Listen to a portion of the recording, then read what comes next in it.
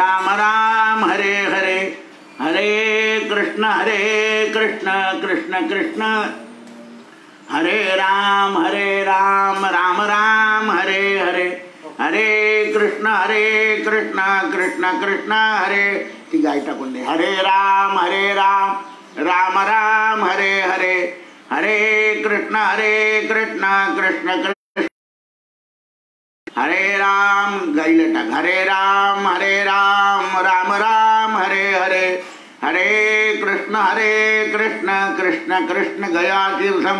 हरे राम राम राम हरे हरे, हरे रामाला हरे कृष्ण कृष्ण कृष्ण हरे हरे.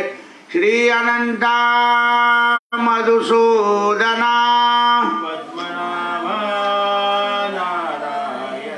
जगद्व्यापका जनार्दना सकळ देवाधिदेवा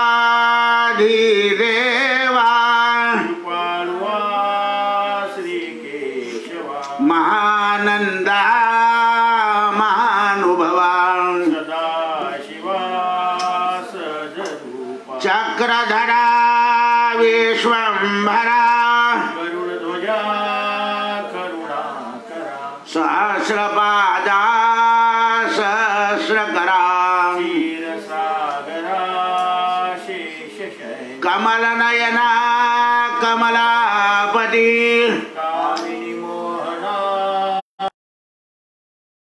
तारका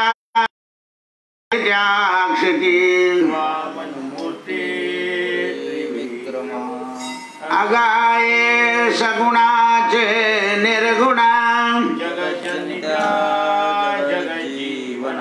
वसुदेव देवकी नंदना तुकाला लोटांगणे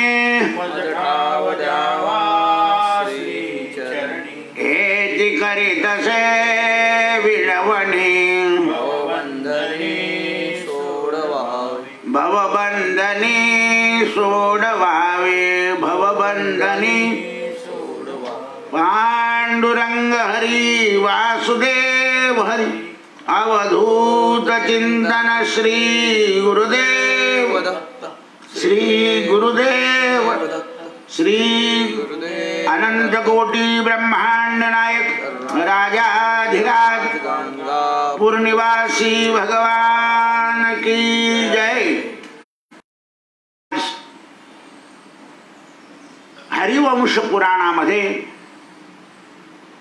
भगवान 8 स्वरूपानं देवकीच्या उदरामध्ये प्रवेश करतात आणि भगवती अष्टमीच्या नवमीला प्रवेश करून लगेच प्रगट होते. म्हणजे एका दिवसात भगवती प्रगट झाली. आता भगवान भगवतीला विंध्याचल वासिनीमध्ये रूप कसं घ्यायचं याचं वर्णन सांगतात. म्हणजे शक्ती सुद्धा रूप भगवंताच्या आज्ञेने घेते. स्त्रियांनी सुद्धा घरात पुरुषाच्या आज्ञेने वागावं असं सांगितलेलं आहे. पण पुरुष हा पौरुषत्व आणि श्रेष्ठत्व निभवणारा पाहिजे. तो जर अधर्मी असेल तर मग त्याच्या आज्ञा पाळण्यामध्ये विचार करायचा. हे भगवती तुझ्या मस्तकावर मुकुट राहील आणि तुझे केस मोकळे सोडशील. पहा देवाने म्हणे का जसे मोकळे केस सोडतील तसे राक्षस तुझ्या हातून जास्त मरतील. म्हणजे केस मोकळे सोडले म्हणजे प्रचंड शक्ती स्त्रियांमध्ये येते. द्रौपदीने सुद्धा वेणी ओढल्यावर सांगितलं होतं तुमचा नाच झाल्याशिवाय मी केस बांधणार नाही. आजही जगामध्ये तुम्हाला जे दिसतंय ते सगळं नाश. म्हणून केश बंधन. तू 100 भुजावाली होशील, भयानक तुझं रूप तुझ्या डोक्यावर मोरपीस जसं माझ्या डोक्यावर तसं तुझ्या डोक्यावर शोभेल, म्हणून देवीला मोरपिसाचा याच्याने वारा घालायचा असतो. तुझ्या हातावर बाजूबंद राहतील आणि ते बाजूबंद तू जेव्हा चालशील तेव्हा ज्या दिशेने जाशील तुझ्या चेहऱ्याचा उजेड पडेल, मागे केसांनी उजेड पडेल आणि दोन्ही बाजूला दोन बाजूबंद, त्या दोन्ही बाजूबंदाने त्या दिशेला उजेड पडेल. म्हणजे तू जिथे राहशील तिथे चारी दिशा ह्या प्रकाशमान होतील, कारण तू शक्तिरूप आहे. माणसामध्ये शक्ती असली की त्याला सगळ्या गोष्टी अनुकूल होतात. जसा जसा मनुष्य शक्तिहीन होतो तशी बुद्धी कमी चालते, मन बेचैन होतं आणि चित्त अस्थिर होतं. म्हणून शरीरातली चेतना शक्ती कायम राहिली पाहिजे. दिव्यामध्ये जसं तेल कायम असलं की दिवा जळतो, मधून मधून त्याच्यावर काजळी येते, तसं आपल्यामध्ये चेतना शक्ती असली, मग ही चेतना शक्ती थोड्या अंश पदार्थापासून आणि जास्त अंश धर्मापासून, सत्यापासून निर्माण होते. जसा जसा आपल्याकडून धर्मपालन होईल. आता धर्मपालनाची गोष्ट सांगतो. आपण बहिर्दिशेला जाऊन आलो की हातपाय धुतले पाहिजे, हा सुद्धा धर्म आहे. हातपाय धुतल्याशिवाय झोपायचं नाही, हातपाय धुतल्याशिवाय जेवायचं नाही, हातपाय धुतल्याशिवाय घरात यायचं नाही. आता तर तुम्हाला सगळं चकाचक करायची सवय लागली. हा धर्म आहे. एकदाच एक राजा पाय न धुता राहिला म्हणून कलीनं त्याच्यात प्रवेश करून दिला. अमंगल अवस्था कलीची आहे. भयंकर भूतगणांना तुझ्या अधीन व्हावं लागेल. हे देवी, जे तुझं व्रत करतील ते सरळ स्वर्गाला येतील, त्यांना मध्ये कुठे अडथळाच नाही. म्हणून प्रत्येकाला ऋषी लोकांनी कुलस्वामीने देऊन टाकले. पहा, मी आता संकल्प करतो ना, तर प्रत्येकाला म्हणतो हातात पाणी घ्या, आपल्या कुलदेवते प्रित्यर्थ दान देतो असं म्हणा. आणि कुलदेवतेच्या नावाने ब्राह्मणाने दान घेतलं की त्या दानाचे दोषही निघून जाते. पण हे कळत नाही. हे ज्ञान जेव्हा होतं त्यावेळेला आपल्या लक्षात येतं. कारण काही काही शब्द असे आहेत, पण परंतु की जे माणसामध्ये संशय निर्माण करून देतात. मुलगा सगळा चांगला म्हटला, हो पण म्हणजे काय, गेलं सगळं चांगलं आहे या शब्दावर पाणी फिरलं. एखादी गोष्ट म्हणून म्हणजे काही विशेष आहे. काय विशेष आहे तर पोरगा निर्व्यसनी आहे खलास, म्हणून मी सांगतो की तुम्ही देऊन टाका. म्हणजे दोन्ही गोष्टी सांगितलेल्या आहे शब्दामध्ये. काल मी एकाला मुहूर्त देताना सांगितलं ना, तो म्हणे दसऱ्याच्या दिवशी मला प्रवेश करायचा आहे. म्हटलं वा, तिथे विजयादशमी, गुढीपाडवा, कार्तिक शुद्ध पाडवा हे 3.5 मुहूर्त आहे. पण वास्तुशांती, लग्न, मोंज या खेरीज दुसरे मुहूर्त करावे, या खेरीज आहे. म्हणजे आम्हाला खेरीज समजलं नाही. म्हटलं ते समजण्याकरता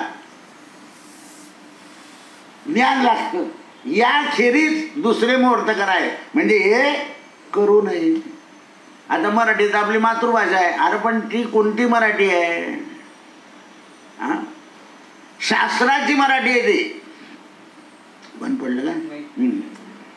अशा प्रकार जे तुझे व्रत करतील ते सरळ जातील. पहा, तुम्ही राक्षसांनी सुद्धा देवीची प्रार्थना केली, विजय मिळाला त्यांना. मानवांनी केली, विजय मिळाला. देवांनी केली, विजय मिळाला. पण त्याचा दुरुपयोग केला तर ती देवी तुमचा नाश करून टाक, नाश करून टाक. पहा, आता काल का कुठेतरी मोर्चा होता ना कोणत्या तरी समाजाचा, त्यांना देवी पुढेच करावा लागला तो. आणि देवी पुढे मोर्चा झाला आणि संध्याकाळी मुख्यमंत्री पगळला. लक्षात ठेवा, हे भगवतीचं कामच असं आहे. बरं, आता तुम्हाला जरी सांगितलं तर तुम्ही म्हणता आमची तर खूपच लांब आहे इतक्याला. अरे घरात टाक केलाय ना, तिथे जरा फिरून जावा. नाही, तिथे मन लागत नाही. कारण ते गॅसच्या खाली, देवी कुठे का गॅसच्या खाली असो का गॅसच्या वरती असो का वरच्या मजल्यावर असो का खालच्या मजल्यावर असो. कारण घरात आपण धर्म पाळत नाही म्हणून मन लागत नाही. घरात धर्म पाळा मन लागेल. बऱ्याच लोकांच्या घरात मनच लागत नाही कारण तुम्ही धर्म पाळत नाही. घरातला धर्म जो आहे, घरामध्ये दयेशील, नम्रता, मधुर वाक्य बोला की घरामध्ये मन लागेल. रंगरंगोटी केली आणि तुम्ही जर शिव्या श्राप देत बसले, भानगडी करत बसले तर कशाला मन लागेल. चांगलं टाईल बसवले, चांगलं हे केलं, गुलाबाचे फुलं लावले आणि फ्लावर पॉटच फेकून आणला, खोटे व्यवहार केले. घर हे घर आहे, 4 भिंती आहे त्याला. म्हणून ते स्वरूप आपल्याला वर्णन करून सांगितलं आहे की ही भगवती सहस्र नेत्रधारी इंद्र सुद्धा तुझ्या आज्ञेत राहील. ज्या दिवशी इंद्र तुझ्या आज्ञेच्या विरुद्ध जाईल त्या दिवशी इंद्र हा इंद्रपदावरून पदउच्चित होऊन जाईल. इंद्राने आपली स्वरूप स्थिती सांभाळली पाहिजे. तू कौशिक गोत्राच्या संबंधात उत्पन्न होऊन कौशिकी नामाने प्रसिद्ध होतील. देवीचं नाव आहे. देवराज इंद्र पर्वतामध्ये विंध्या पर्वतावर शाश्वत तुझी सेवा करेल. तू सहस्र नेत्रधारी हो आणि पृथ्वीची शोभा कर. हे महाभागे, इच्छेनुसार रूप तू धारण करशील. तू सगळ्यांना वरदायिनी होशील. जे जे तुझ्याजवळ उपयाचना करतील म्हणजे आपले मनाचे संकल्प सांगतील किंवा मन्नत मानतील त्यांच्या मन्नती अवश्य फलदायी होतील. तुझ्या ज्यांच्या मनामध्ये तुझं स्थान पाहिल्यावर विंध्याचल पर्वतावर विचरणारं शुंभ आणि निशुंभ हे दैत्यांना तू मारशील. तू मधुयुक्त उपसंहार करशील. म्हणजे मध, देवीला मध फार प्रिय आहे म्हणून भाताचा नैवेद्य त्याच्यात मध, पंचामृताचा नद, आपण देवीला मध दाखवतो ना. जे नैवेद्य लिहून दिले आहे तुम्हाला त्याचे विशेष फल आहे. मधुपिबत्वाम. मध काय करतं तर चेतना वाढवतं शरीरामध्ये. म्हणून आयुर्वेदाचे औषध मधातून दिले जातात चेतना जागृत करण्याचे. आता वारंवार तुझी यात्रा जे करतील, नवमी तिथीला तुझं पूजन करतील, पशुपूजन करतील तर तू त्यांना प्रसन्न होशील. पौर्णिमेच्या दिवशी तुझं दर्शन करतील त्यांच्या मनोकामना पूर्ण होतील. त्यांना पुत्र आणि धन वस्तू दुर्लभ होणार नाही आणि त्यांच्या पुत्रांची बुद्धी नष्ट होणार नाही. पौर्णिमा लक्षात ठेवा. होऊन तिला जर नैवेद्य झाला, आता परवा गडबड होती ना तर बऱ्याच लोकांचा नेम आहे पौर्णिमेला पुरण करायचं, पण आता हे वातावरण खराब आहे, हे खाल्लं की ते खराब होईल. मग त्यांनी मला फोन केले, म्हणजे दादा आता एक गडबड आहे, काय करायचं. म्हटलं बेटा गुळाची पोळी करा. गुळाची पोळी सुद्धा पुरणाचीच पोळी आहे. काय करायचं, हे गुळ बारीक करायचा, आपल्या कणकीचा गोळा घ्यायचा, त्याच्यामध्ये गुळ भरायचा, त्याची पोळी लाटायची, टाकायची. 2च करा देवीच्या नैवेद्यापुरता, पण नियम बंद करू नका. गुळ पोळी संक्रांतीला करता लोक. जर घाई असेल तर गुळ पोळी करावी पौर्णिमेला. किती गुही आहे बघा. नियम आहे त्याचा. वातावरण खराब आहे, ठीक आहे. त्यावेळेस मधुयुक्त ती एक भगिनी मला म्हणाली, दादा हे कोणत्या पुस्तक आहे, ते पुस्तकाचं नाव सांगा, मी विकत घेऊन टाकते. म्हटलं असं पुस्तकात नाही आहे, हे संदर्भ लावावं लागतं, तू लिहून ठेव. आता मग असं करा ना, एक पुस्तकात काढून टाका. म्हटलं मी आता थकलो, 70 आली मला, आता काही पुस्तक बिस्तक निघणार नाही, आता मला माझी तयारी करायची आहे. कारण कालावधी संपला आता या बाजारात नाही राहायचं. म्हणून पूजन करतील, पुत्र धन देशील त्यांना. दुर्गम स्थानामध्ये जर कोणी अटकला असेल, कोणी फसला असेल, द्रव्याच्या कंटळीत, पत्नीच्या भानगडीत, पतीच्या भानगडीत, भावांच्या भानगडीत, कुटुंबाच्या भानगडीत, राज्याच्या भानगडीत, शत्रूच्या भानगडीत जो कोणी अटकला असेल तो जर तुझी आराधना करेल तर त्याचे बंधन तुटून जातील. जे महासागरामध्ये बुडत असतील संसाराच्या किंवा प्रत्येक, जे डाकू असतील, जे संकट आणत असतील लोकांवर, जे तुझं स्तोत्र वाचतील त्यांना तू अदृश्य रूपानं शक्ती पुरवायची. एवढी आराधना भगवंतानं भगवतीला दिली. आता एवढं देवाने काय सांगितलं तर ही माया जी आहे ना ती जन्माला येत नव्हती. ती म्हणे देवा सीता अवतारामध्ये मी तुमच्या बरोबर राहिले, केवढा त्रास, शेवटी मी पवित्र असल्यावर सुद्धा मला जमिनीत जायला लावलं, आता याच्या पुढे तुमच्या बरोबर यायचं नाही. देवानं एवढं दिला आणि म्हणून स्त्रियांना किती दिलं तरी मन भरत नाही असं सांगितलंय.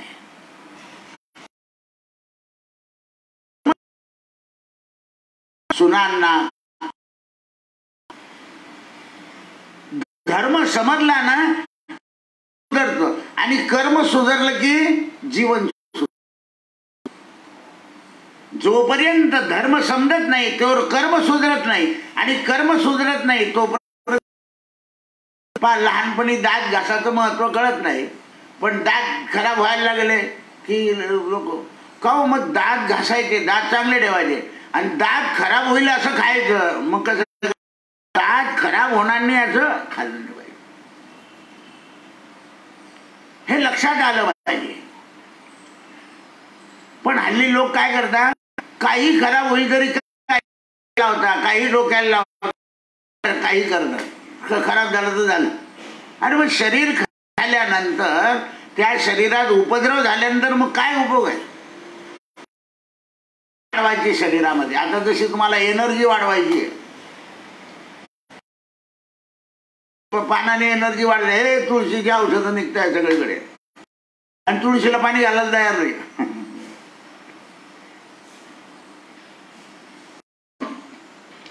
आता वैशंपायन सांगतात आर्या संप्रोक्ष नारायणीं नमस्यामी देवी त्रिभुवन शरीरी. आर्या म्हणजे देवी. आता हे देवीचे जे नाव आहे ना ते लक्ष्मी कारक ठेवायचे. ज्या नावांमध्ये लक्ष्मी आणि विद्या असेच देवीचे नाव स्त्रियांना ठेवायचे. आता काय करतात लोक, देवांचेही काहीतरी असे, आता वेदांत, आता हा वेदांत नाव, प्रथमेश असे नाव नाही ठेवायचे ज्याच्यामध्ये लक्ष्मी कारक आहे, प्रेम कारक आहे. आता आर्य म्हणजे म्हणून इथे आर्या स्तुती दिली आहे. मुला मुलींचे नाव धार्मिक असावे पण त्याच्यामध्ये शुभ लक्षण युक्त पाहिजे. आता देवीचं नाव महिषासुर मदनी आहे, कोणाचं ठेवून पहा बरं. तसे हे काही छोटे छोटे अक्षर जे आहे ना, सविता म्हणजे सूर्य, तापतो तो, म्हणजे नाव नाही ठेवता येणार. नारायणी ठेवता येईल, लक्ष्मी ठेवता येईल, सरस्वती ठेवता येईल. म्हणून जन्मेजया पूर्वकालामध्ये जसे ऋषींनी सांगितलंय त्यानुसार आर्या देवीची स्तुती सांगतो. ही तिन्ही लोकाची अर्धेश्वरी म्हणून नारायणी नमस्यामी देवी त्रिभुवनेश्वरी. ही त्रिभुवनाची ऐश्वरी म्हणजे कोण, नारायणी.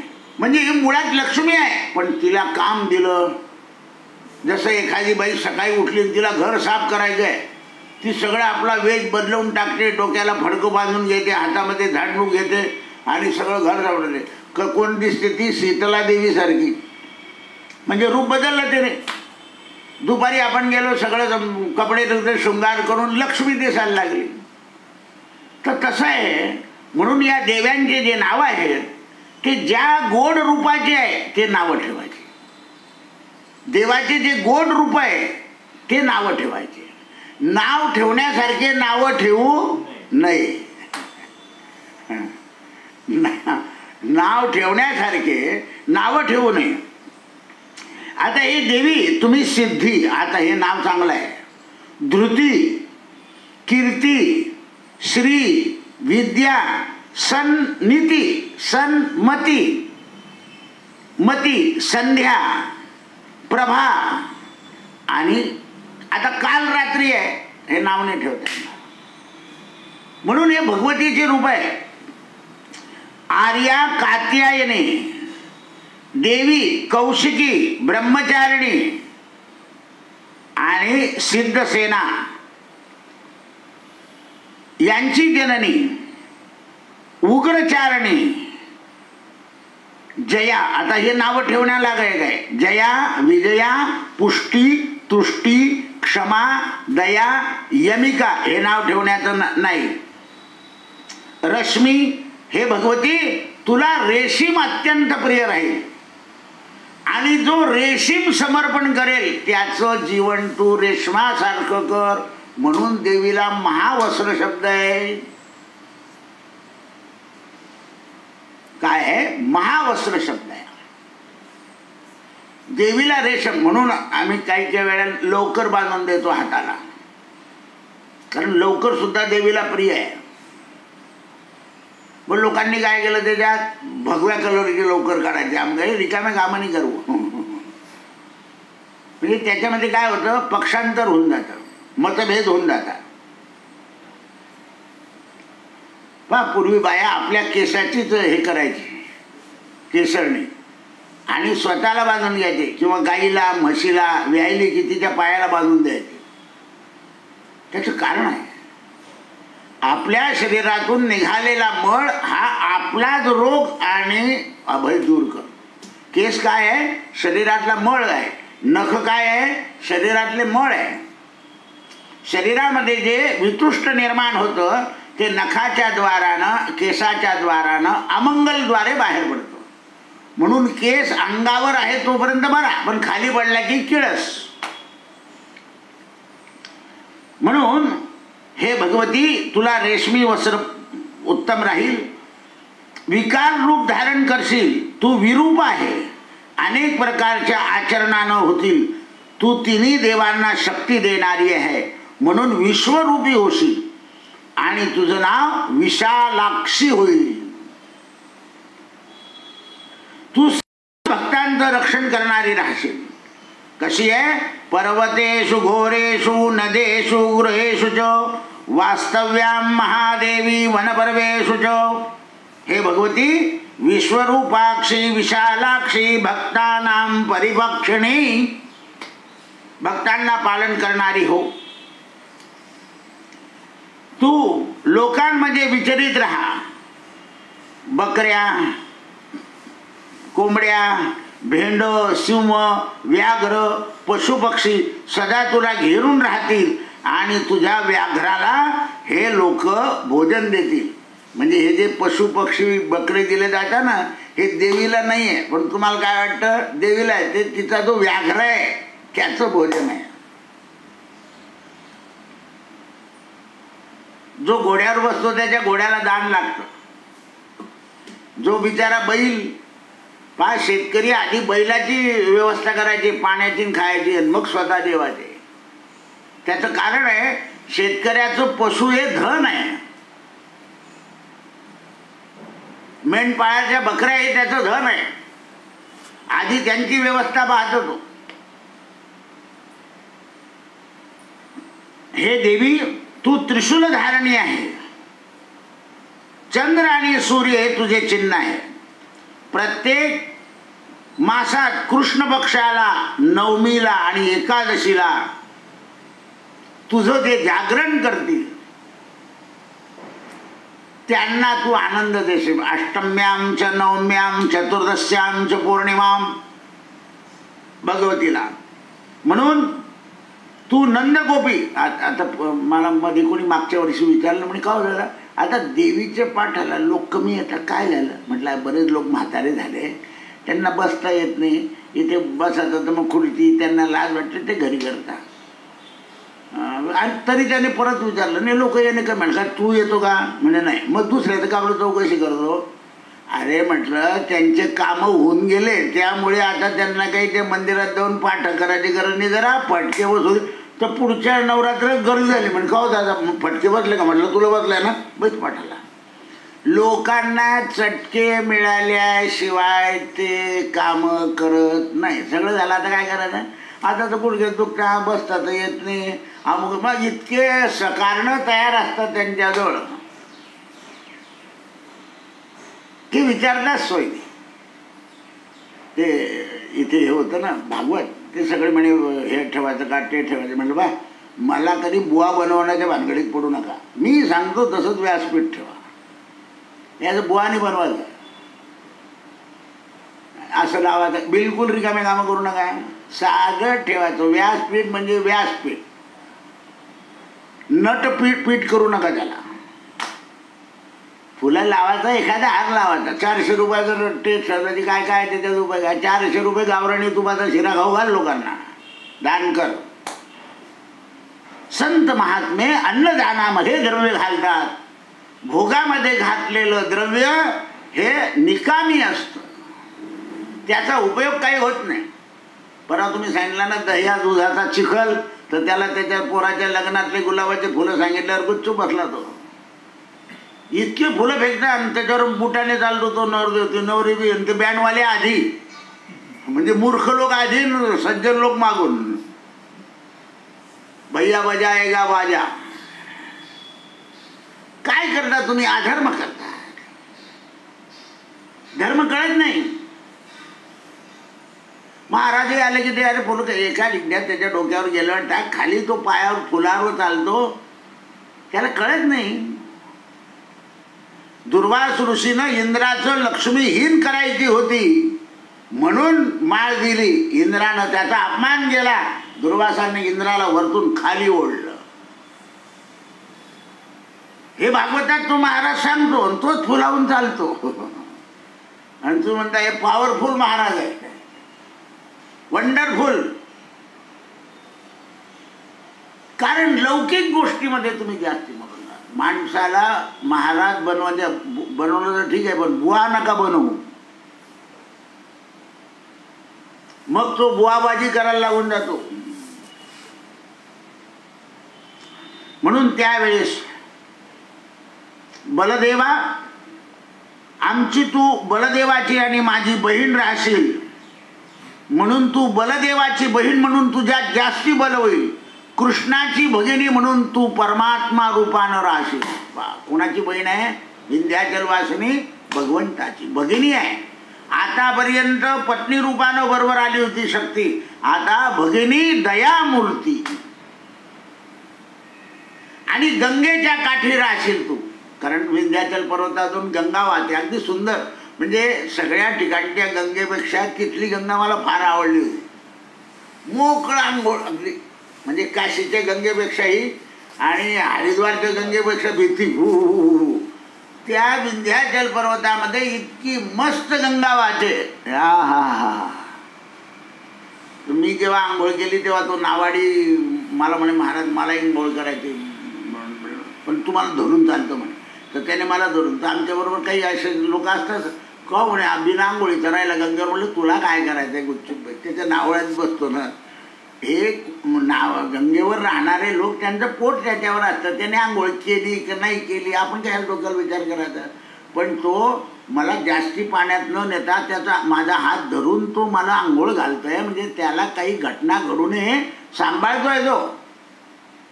ते त्याच्याकडे बघ ना, काय झालं त्याची चौकशी करतो, त्याने सकाळी आंघोळ केली का नाही केली. विचारहीन होऊन जातो मनुष्य. आता त्यांचं जीवनच त्याच्यावर आहे. गिऱ्हाईक मिळाल्याशिवाय कसं समाधान होईल? मिळालं पाहिजे. तो सांगतो की आज कोणीच मिळालं नाही सकाळ, चला मग आपण त्यावेळेला सकाळपासून कोणी नाही मिळालं 10च्या ऐवजी 15 देऊन द्यावे, समाधान होईल त्याला.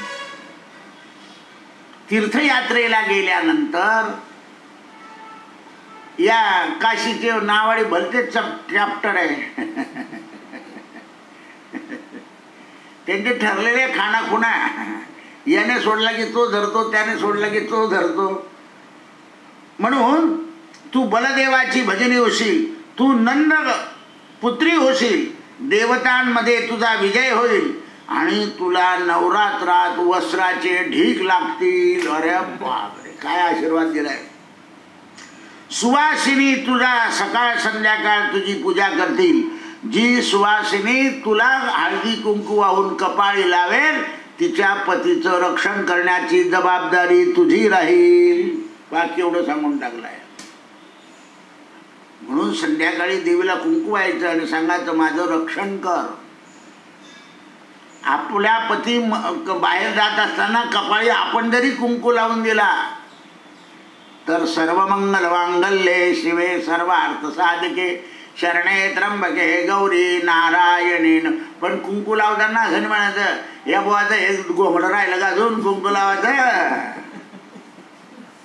तर मग त्या कुंकू लावण्यात काही फरकच नाही. मुलगा परीक्षेला जातोय, विद्यावंतम यशस्वंतम लक्ष्मी, आईने आशीर्वाद दिलाच पाहिजे. त्या दिवशी आपण आपली थोडीशी कामं बाजूला करून तिकडे लक्ष दिलं पाहिजे. खरेदीच्या दिवशी बाईचं सांगते देवाच्या पाया पडून जा, कारण तिला मतलब साधायचं असतं ना. ते हे रोजच झालं पाहिजे. हे काय आहे, सगळं मंगल आहे. मुलाच्या हातात तुळशी द्यावी, पतीच्या हातात तुळशी, आळशी असू द्या ना, त्यांना सांगायचं तुळशी वा. आता 1-2 महिन्यात वळण लागून जाईल, आपोआप तुळशी मागतील. ते मला तुळशी देवाला व्हायचं आहे, मग हळूहळू म्हणते ते ठेवून द्यायचे. उचलन टाक उचलन टाक, वळण लावलं पाहिजे. पण त्याच्याकरता स्त्रीचं शरीर हे झिजलं पाहिजे. नुसतं रामराया झिजू दे रे काया असं म्हणून चालणार नाही. त्याच्याकरता घरात धर्म टिकण्याकरता माठावर पाणी काढायचं दुसरं भांडं ठेवलंच पाहिजे. किती वळण लावा, लोक तेच बुसकून देतात. मग आता नळ लावले तर हे सुशिक्षित, नळातून याला वेळ लागतो, घातलं की उचल, म्हणजे नळाचाही उपयोग करत नाही. नळाचाही उपयोग करत नाही. आता बा इथे कूलर आहे आणि तिथे कूलर आहे, तिकडचं चांगलं आहे म्हणून तिकडून इकडे येतात. म्हणून मी म्हणायचो की इथे ठेवू नका, कारण लोकांना काय लागतं याच्यापेक्षा, कारण हे दिसायला सुपर आहे म्हणजे पॉवरफुल आहे. आता दोन्ही सारखे आहेत. समाजामध्ये घरामध्ये अज्ञानाचा प्रभाव जास्त असतो. माठ अशी गोष्ट आहे की त्याला रोजच विसरला पाहिजे. काही लोक आतून विसरतात, वरतून पांढरा दिसतो. घासणीने घासला पाहिजे वरतून, कारण तो जेव्हा पाझरेल तेव्हा.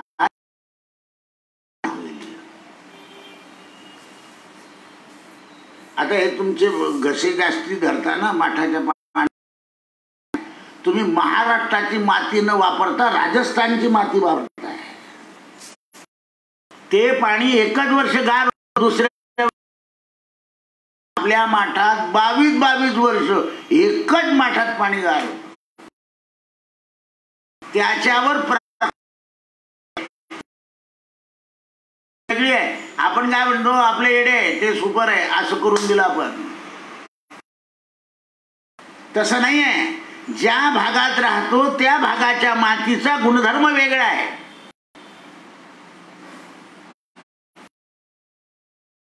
वेगळा आहे. मरू माती येते, आपला काळा भोर माठ येतो, पाणी गार होतो. हे धर्म आहे. आपल्याला काय आधुनिकता दिसली की बस आपल्या माठाला पांढरं पडकं लावून द्या उन्हाळ्यामध्ये आणि असं पाणी मारत राहा, बर्फाचा बाप लागतो. कारण माती येते. या भागातलं पाणी जे आहे, लक्षात ठेवा, महाराष्ट्रातलं पाणी जे आहे दगडातून येतं आणि राजस्थानमधलं पाणी तालाव सरोवर यांचं साचलेलं असतं. म्हणून त्याचा गुणधर्म वेगळा आहे. आणि वाहत्या पाण्याचा गुणधर्म, गिरणीच्या पाण्याचा वेगळा आहे, वाघूरच्या पाण्याची चव वेगळी आणि तापीच्या पाण्याची चव वेगळी आहे. धर्म आहे, गुणधर्म आहे. नर्मदेचं पाणी कणखर आहे, दगडातून वाहत येतं. तशी ही विंध्याचलाची गंगा अत्यंत पवित्र. तू मधु पदार्थ खा, जो तुला मधु देईल त्याला तू लक्ष्मी दे, आणि वध करतील लोकांचा त्यांच्याकडे लक्ष्मी बन. सावित्री, देवमाता, आदिती बन. तू कन्यांमध्ये ब्रह्मचारीपणा आण. आता कन्यांमध्ये ब्रह्मचारीपणा आणणं याचा अर्थ काय? जोपर्यंत आपल्याला योग तोपर्यंत न देणं हे कौमार्यत्व ब्रह्मचार्यत्व आहे. कोणी किती लालूच भुलत दाखव नाही. ज्या वेळा आपलं वय होईल आणि काल येईल आणि योग्य पुरुष दिसेल तेव्हा मन द्यायचं. याला म्हणतात ब्रह्मचारी.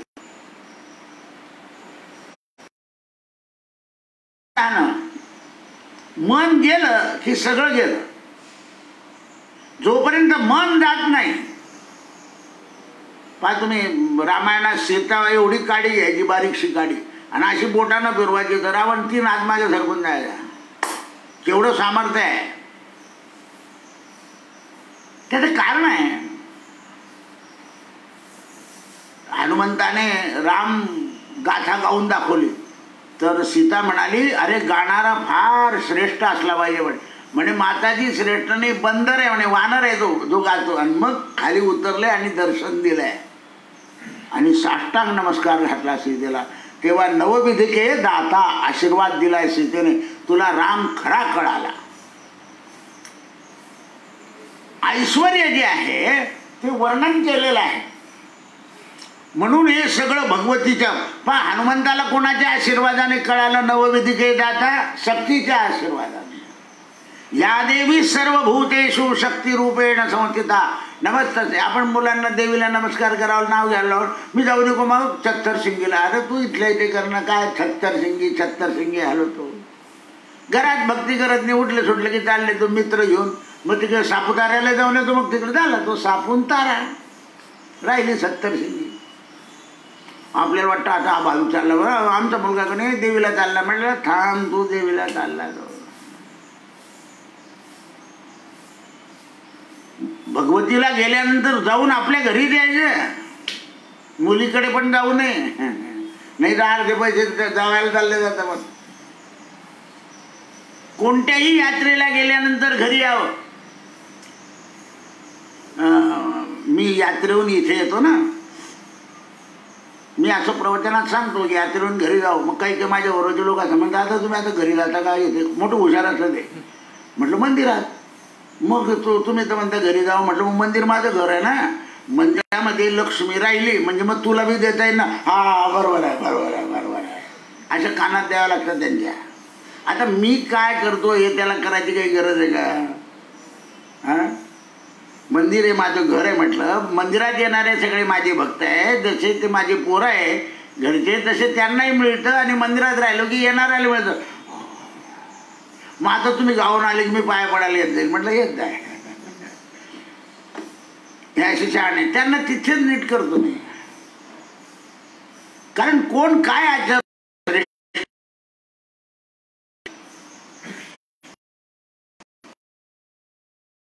दुसऱ्या समाजामध्ये आई वडील तीर्थयात्रेवरून आले की हार घालतात आणि पाया पडतात, आणि जाताना भानगड करतात, आई बापाला पैसे बी देत नाही.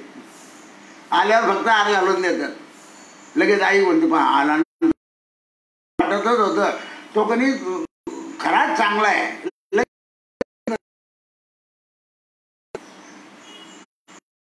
तो म्हणतो नाही गेले ते ओरड. अशा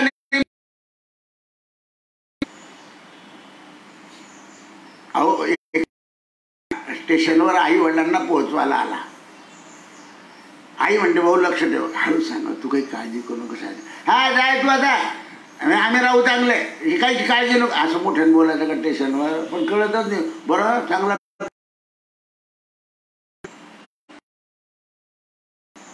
ते आईला वाटतं की काय जाता जाता तिच्या भुसावर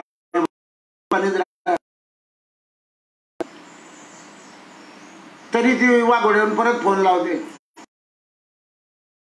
ते वाघोड काही लांब नाही.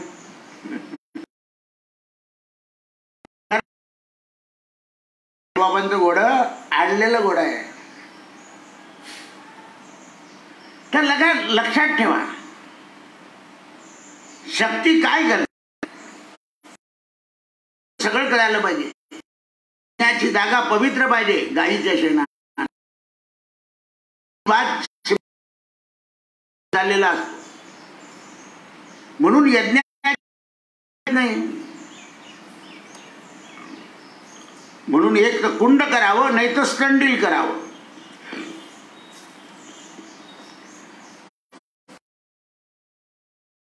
लोकांना तू कुबेराची माता बनशील, हे ब्रह्मवाद शोभा बनशील, तू होशील. चंद्रामध्ये पौर्णिमेच्या दिवशी तू विराजमान होती. प्राणक्षमुखा, इथून बसा, इथून सूर्यनारायण दिसतो, तिथून चंद्र दिसतो, अशी पवित्र भूमी आहे. समस्त भूतांची तू मालकीन होशील. जिथे अग्निहोत्र चालेल तिथे तू अग्नि रूपाने राहशील. आणि जिथे रोज अग्निहोत्र चालतं तिथे क्षुधा आणि तृषा शांत राहतील, भूक आणि तहान. कारण क्षुधा आणि तृषा बुभुक्षित झाल्या की दुःख होतं. रात्री निद्रा शांत लागेल, जिथे यज्ञ होतो तिथे शांत होतो. तू ओंकार रूपानं त्यांच्यात राहशील, पार्वती रूपानं व्याप्त होशील. संग्रामामध्ये सगळ्यांचं दुःख दूर करशील. भगवंताने भगवतीला वचन दिलं आणि भगवान अंतर्धान पावले.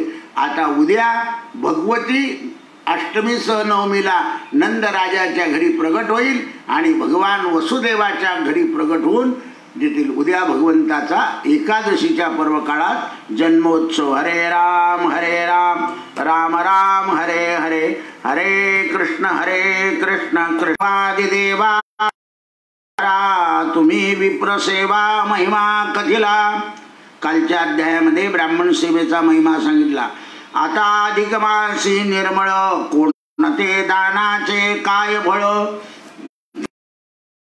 दयाळा, आता काय दान दिलं म्हणजे काय फळ मिळतं. ऐकून वैकुंठ लोकानुग्रह तू प्रश्न केला. भगवान म्हणाले तू लोकांच्या कल्याणात उत्तम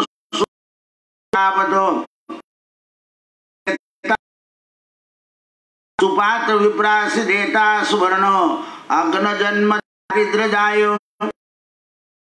गोप्रदान सकळ दुरित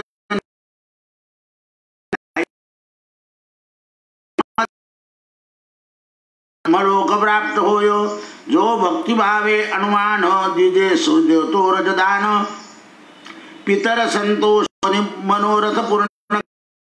आता रजत दिलं तर मनोरथ, पितर संपूर्ण मनोरथ पूर्ण करतात. त्रासी रुद्रगण शंकर पद्मराग पती आता मौक्तिक दान देता मुक्ती लाभे.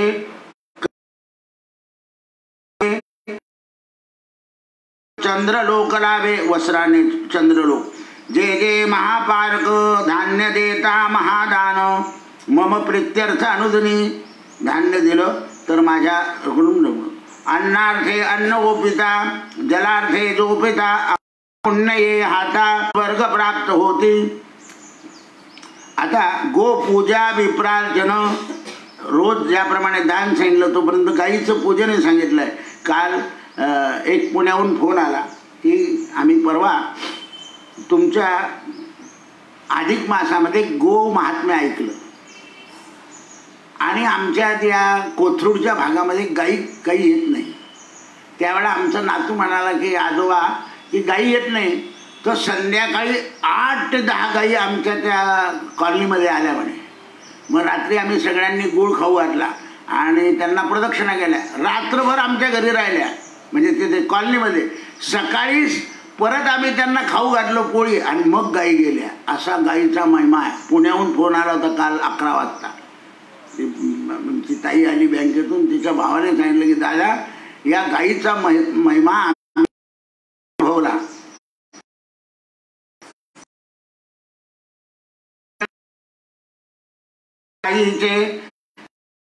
दान करावे, संध्याकाळी विप्रासी करावे वंदन, होमार्चनाचे पुण्य प्राप्त होयो. ब्राह्मणाला संध्याकाळी नमस्कार केला तर संध्याकाळच्या हवनाचं जे पुण्य आहे ते मिळतं. कारण ब्राह्मण हवन करून बसलेला असतो. जो सकाळी हवन करतो, जो संध्याकाळी हवन करतो, त्याचं पुण्य घेऊन जातात. मी सांगितलं आल्यावर तर सगळ्यांचा हक्क आहे. जे सेवा करतात त्यांचा हक्क पुण्य घेण्याचा आहे. म्हणून ब्राह्मणाने हवं. जरी त्याने पुण्य दिलं पुण्य वाढवतो तो. अधिक मासी व्रत संपन्न पुण्य दान विशेष सगळ्यामध्ये गंगा गया काशी पुष्कर रेवा कुरुक्षेत्री चंद्रभागा पवित्र ईशा नद्या जानपा पुण्यवान नदी आहे. काल नर्मदेचं स्नानाला पाणी आलं, आता लगेच तापीचं येणार आहे, लगेच काल गोदावरीचं येणार आहे. सगळे तीर्थ आपोआप येत असतात. आपण काही करायची गरज नाही. जो वरी अधिक मास प्राप्त नाही मेदनी वरी, तो वरील बाकीचे पुण्य अवसारी. जोपर्यंत अधिक मास देवाने काढला नव्हता त्यावर बाकीच्या पुण्यांचं होतं म्हणे. आता पूर्वी अरुंधती सहित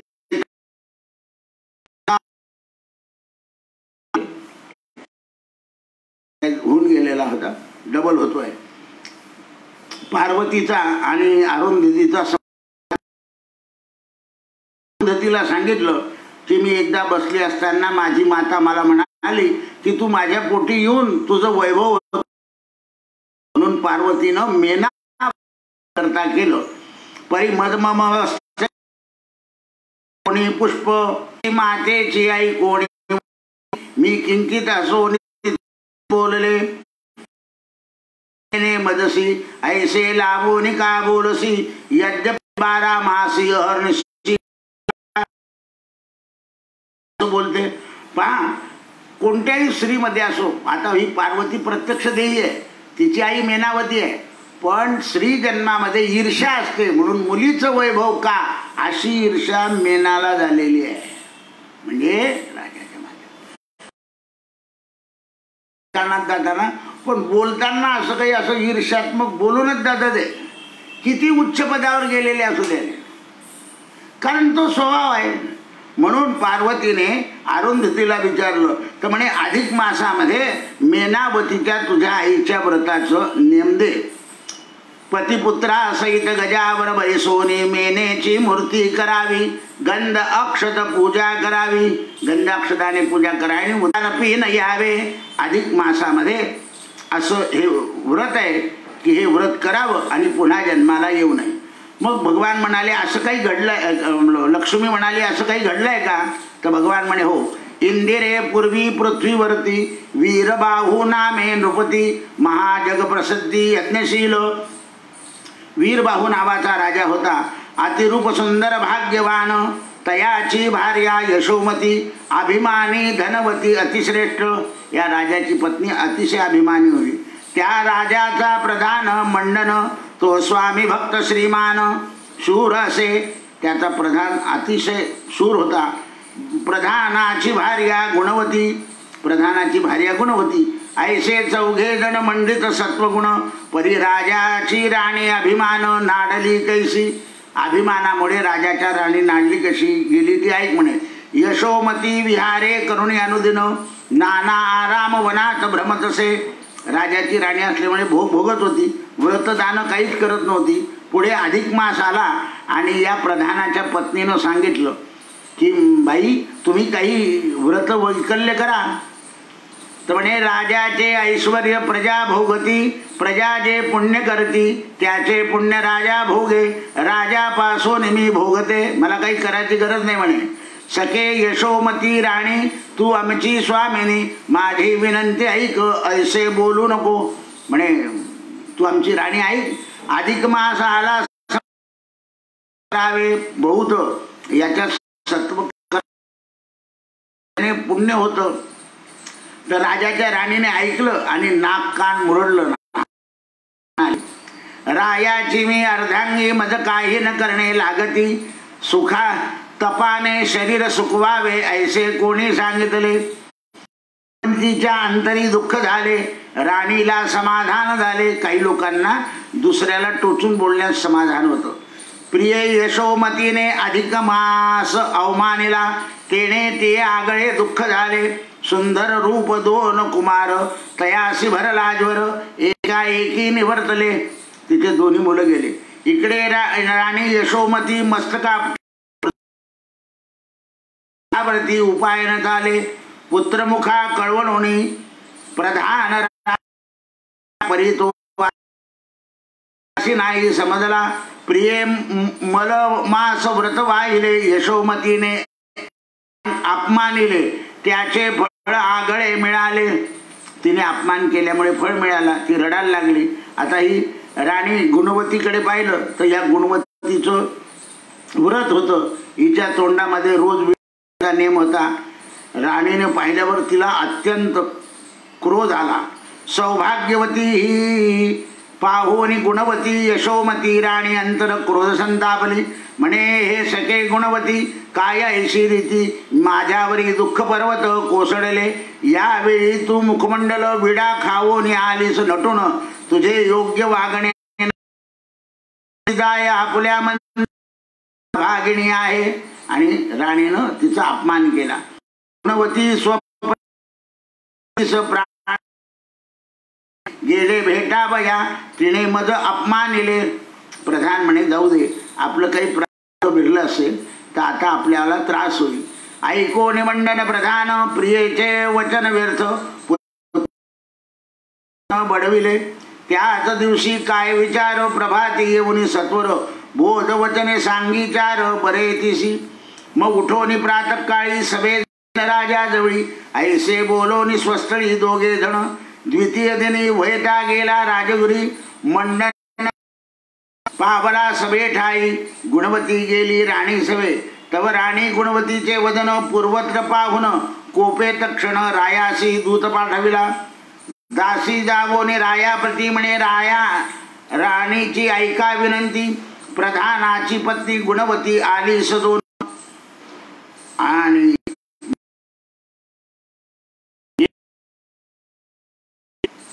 असा काय धर्म आहे. गुणवती वंदना प्रधान कोपला अत्यंत. मग राया गुणवती त्वरित कारागृही वाट हे टाकले. त्या दोघांना कारागृहात टाकले. ती कथा कोण सांगेला आता, संसार सारभूता ऐसे बोल पडल्या. इतक्या माझी हरीने हृदयी दुःख बंधन जाणिले. मग